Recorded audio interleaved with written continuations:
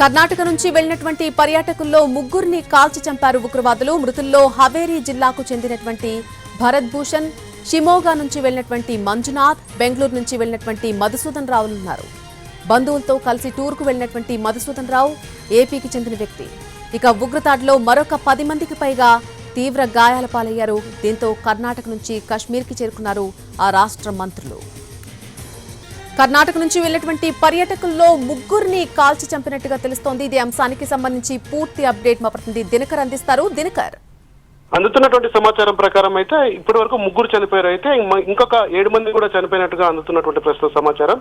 దీనికి సంబంధించి అక్కడ ఉన్నటువంటి పరిస్థితిని పరిశీలించడానికి కర్ణాటక సంబంధించినటువంటి 3 మంత్రులు కాశ్మీర్ చేరుకున్నారు. శ్రీనగర్ లో ఉన్నటువంటి పోలీస్ కంట్రోల్ రూమ్ వద్ద ఎవరైతే కర్ణాటక ప్రాంతం నుంచి టూరిస్టులుగా వెళ్లి అక్కడ కాల్పుల్లో మృతి చెందిన వారు, గాయపడిన వారందరినీ కూడా వారు ఓదారుస్తున్నటువంటి పరిస్థితి. సాధ్యమైనంత త్వరగా కర్ణాటకలో వివిధ ప్రాంతాల నుంచి వచ్చినటువంటి వారందరి యొక్క బాడీలను కూడా కర్ణాటక చేర్చేందుకు సంబంధించి కూడా వాళ్ళు అన్ని ఏర్పాట్లు చేస్తున్నటువంటి పరిస్థితి కొనసాగుతుంది.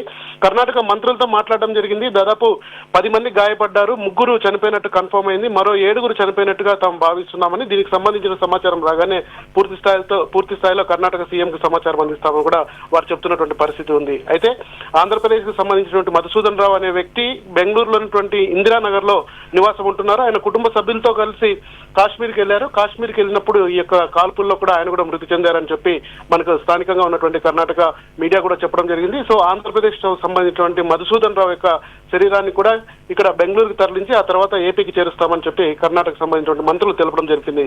Nalini. Right Dinakar, thank you for the update.